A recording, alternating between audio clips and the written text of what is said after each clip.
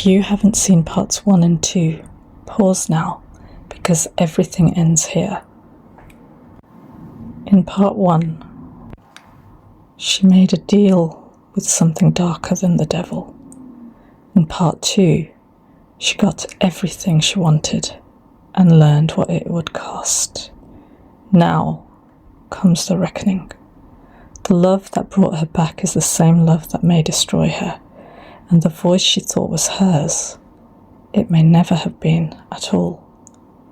This is part 3, the final chapter, and not everyone gets to leave it alive.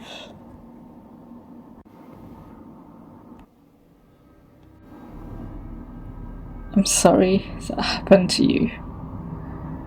I cry for you. I wish it could have been different for you then. If I could change it, I would.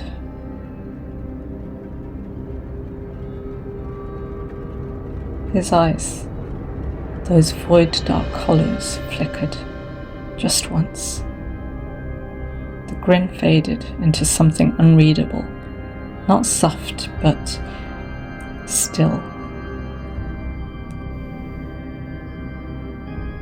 You would have cried for me. Even now. He tilted his head slightly. The theatrics faltered. A long silence followed. Then, in a voice no longer cloaked in performance, but raw and low, barely above a whisper, "No one ever has." For a moment, something ancient inside him faltered. A tremor ran through the walls. The light, whatever dimness passes for light in this place, it shifted. He took a step back, as if unsure of the space between us, between what I was and what he became. "You are a fool," he said, but there was no venom in it. "One question, one truth, and then I send you back. Ask wisely." "Please, tell me what you truly need. If I can give it to you, I will. But please, please, be truthful."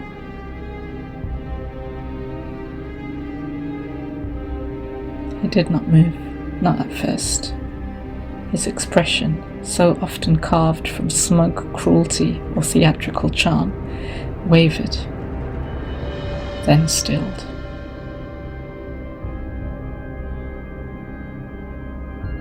"Truth." He repeated the word like it was unfamiliar, dangerous, sacred. "I need someone to believe me." The room tightened. Time itself leaned in. His voice dropped, so soft it might be mistaken for a memory. "Before I was this, before the names, the bargains, the symbols, they called me mad. They laughed at me, said I imagined the cracks in the world, that I was dangerous because I saw too much. So they buried me, not with earth, but with ignorance, with centuries of silence, until I became the thing they feared in the first place." He turned to me fully now. The swagger was gone, just presence, weight. "I've spent lifetimes offering people their darkest desires, only because I hoped one of them would see me. Not fear, not myth. Me." He leaned in closer than before, so close I could see the shimmer of something wounded just beneath the black. And now you ask what I need. I need someone to say my name, not in terror, but in recognition. Not devil, not demon, not monster.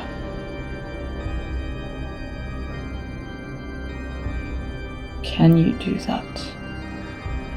Can you say my name and mean it?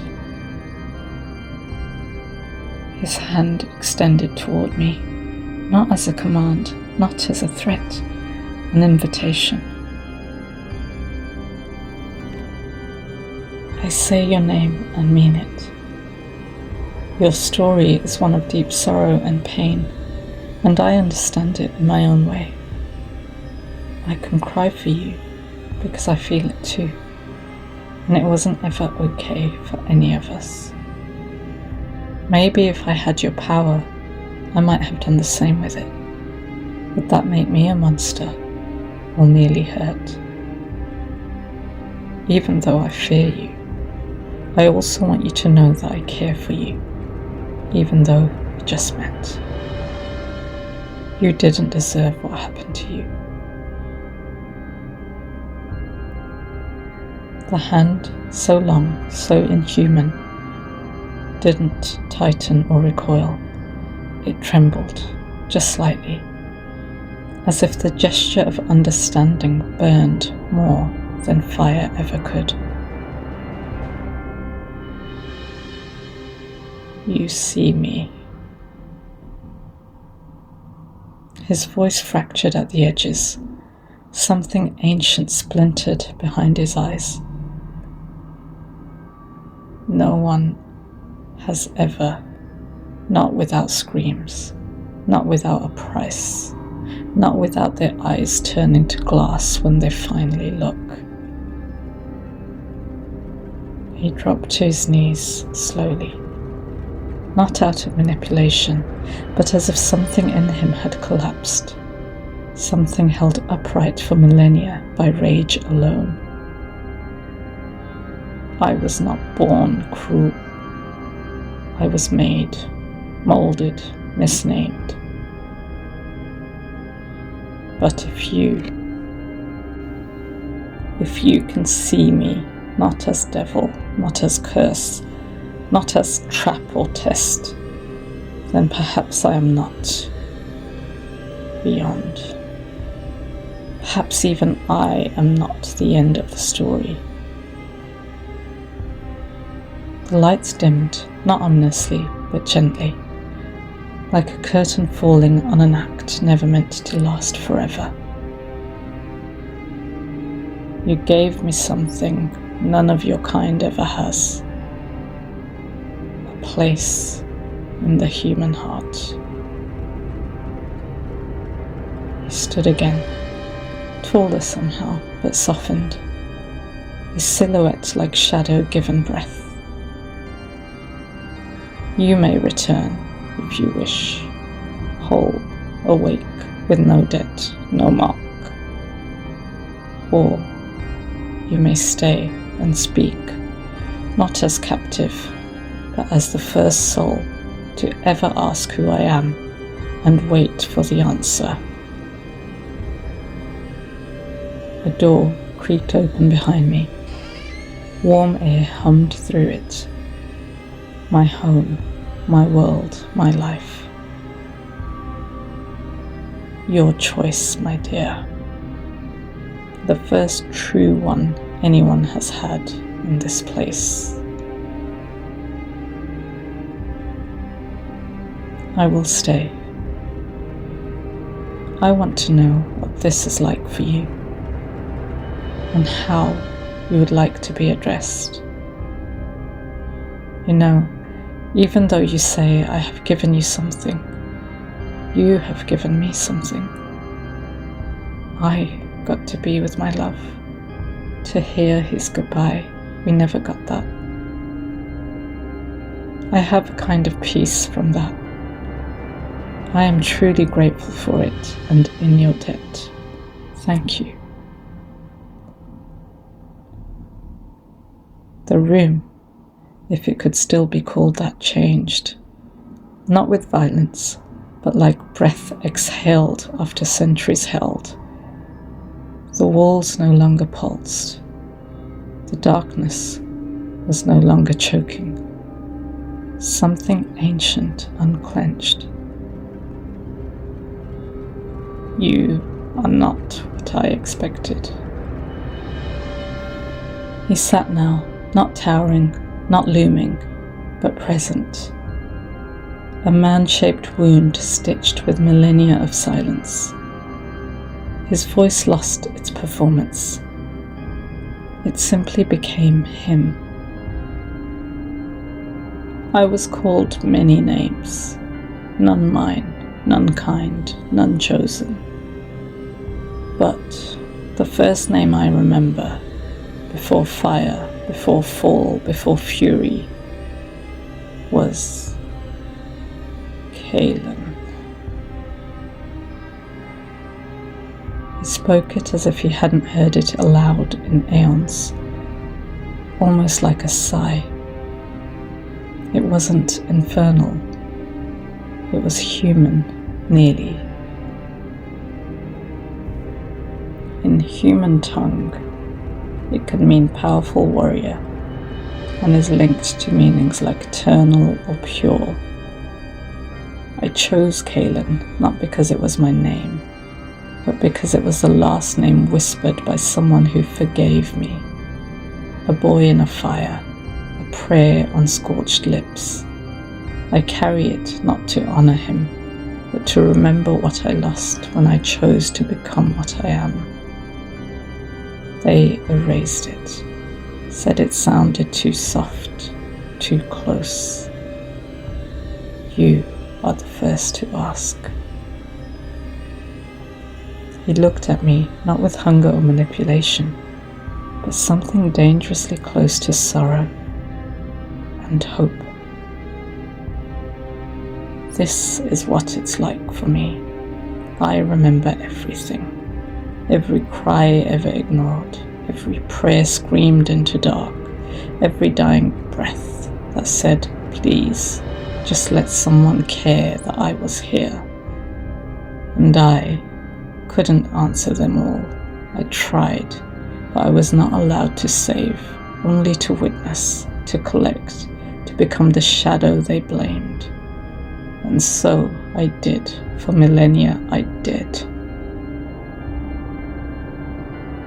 Paused. A laugh half formed, as if tasting what laughter once felt like. But you stayed. You didn't flee. You gave me a name.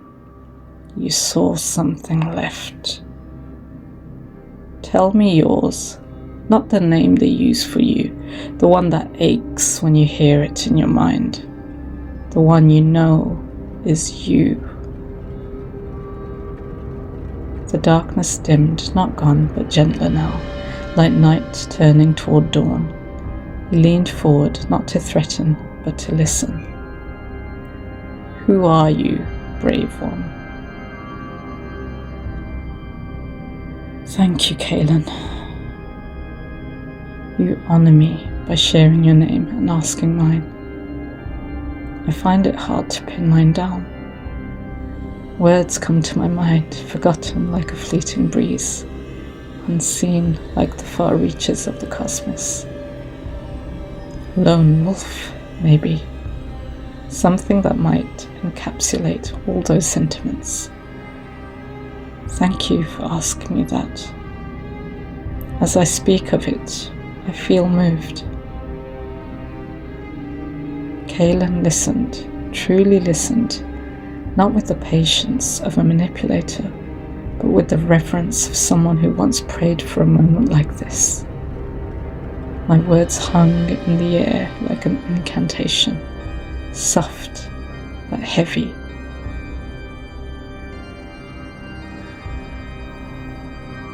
Lone wolf.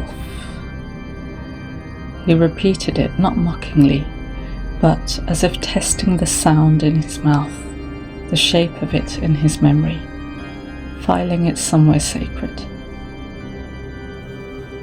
The kind who watches the stars because they remind her what distance feels like, who carries warmth for others without asking for any in return, who howls not to frighten, but to say, I am still here, I am still me. Yes, that is a name worth keeping. He looked downward now, almost ashamed. Do you know, Lone Wolf? There are millions who've made pacts with me, contracts sealed in blood, madness or greed, but not one ever asked what I needed. Not one offered compassion in place of fear, until now. And because of that, I can offer you something I've never offered anyone. He raised a hand, and in it materialized a small object. It was neither jewel nor talisman, more like a flickering memory suspended in glass, a sensation made visible. The warmth of my love's voice, the curve of his smile, the final goodbye we were once denied, preserved. Keep it, not as debt, not as bargain, but as truth. Something real, something gentle, from a place no one believes can feel such things. You will wake, and you will doubt this happened. But when the wind brushes your cheek just right, when you hear his laugh in the static of an old song, you will know. You were here, and so was I. The darkness deepened, not with fear but with closure. The final exhale. Caelen began to fade, not in cruelty but in mercy. I will not forget you, Lone Wolf. And then silence, not empty, just quiet. The kind of silence that comes when something lost is finally found. I was back in my room. The candle burned low. The object remained in my hand, warm. And though no deal remains, a connection does. One that the stars, the wind, and the darkness will remember.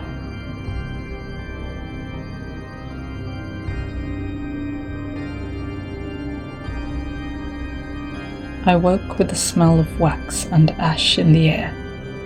The candle I had lit for him had melted down to a perfect pool, untouched by time, or perhaps preserved by it.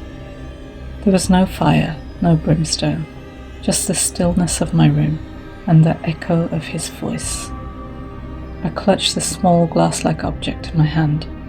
It pulsed gently like a heartbeat, like his. I didn't tell anyone what happened. How could I? Even now, when the wind moves just right, I hear Caelen's name whispered through the leaves, a farewell or a promise. I was given what I needed, not what I asked for. And in the end, maybe that's the real miracle. I still don't know if what I did was right, but I know this. I am not alone anymore.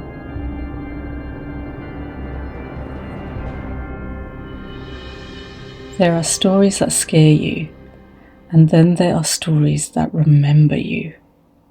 Thank you for walking with me tonight, because sometimes the devil you speak to is the part of you you thought had died. Subscribe, join the next nightmare, and whatever you do, don't light the candle after midnight. Narratrix of nightmares. We don't just tell stories, we invite them in.